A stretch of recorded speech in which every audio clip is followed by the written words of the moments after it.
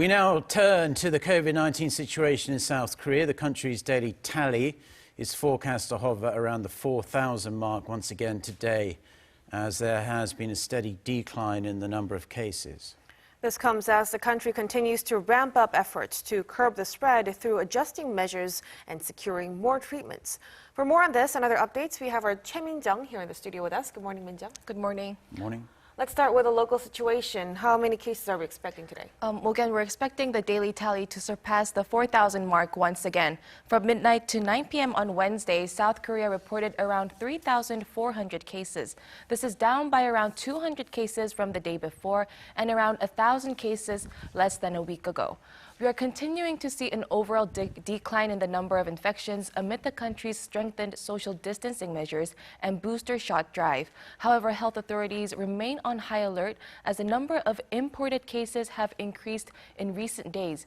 On Wednesday, the country saw 211 imported cases, and this is the second highest figure the country ever witnessed, and it's more concerning given the Omicron situation in the global front.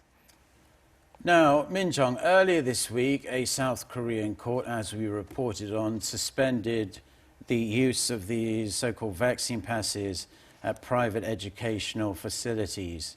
How is the government responding to that? Well, the government immediately appealed the court's decision to suspend vaccine pass mandates at study facilities. The government reiterated that the expansion of vaccine passes are mandatory to keep the virus situation under control and to recover our daily lives. Authorities also clarified that it's essential to protect the unvaccinated who are more likely to become severely ill with COVID-19 and to secure the country's medical system. The government also explained that it is more reasonable to overcome the crisis by implementing passes rather than strengthening social distancing, which impacts the whole of society, including the country's economy. Meanwhile, there were some who were happy with the suspension of vaccine passes in study venues. Let's take a listen.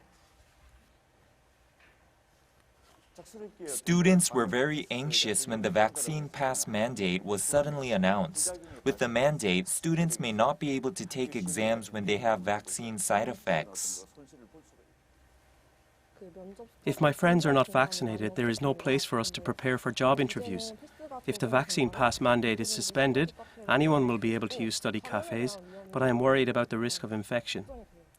So students and those in the academic arena are welcoming the court's decision, and there are already voices that the suspension should be broadened to restaurants as well. So, Min-jung, we're hearing that the government is moving to, further improve the current vaccine pass system in response to the current backlash. Tell us more on that. Right. The government is reviewing plans to expand the list of people eligible for vaccine pass exemptions. This comes as officials have been criticized for measures that require passes at essential venues like restaurants and supermarkets from those who might be unable or unwilling to get vaccinated due to pregnancy or underlying health conditions. Authorities added that they will consider making improvements to the current vaccine pass system together with experts in order to sort out any confusion that exists surrounding exceptions for vaccinations. However, officials did stress once again that the primary measure the government must take during a resurgence would be to expand vaccine passes.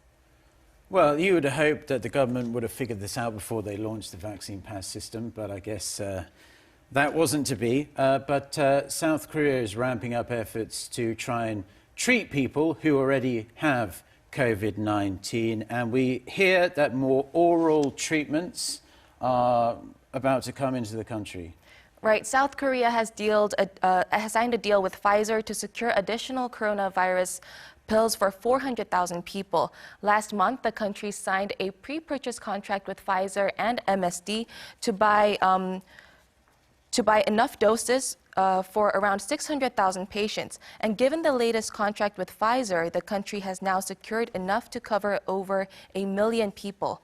South Korea's Ministry of Food and Drug Safety authorized emergency use of Pfizer's oral treatment last month for use starting mid-January for those being treated at home.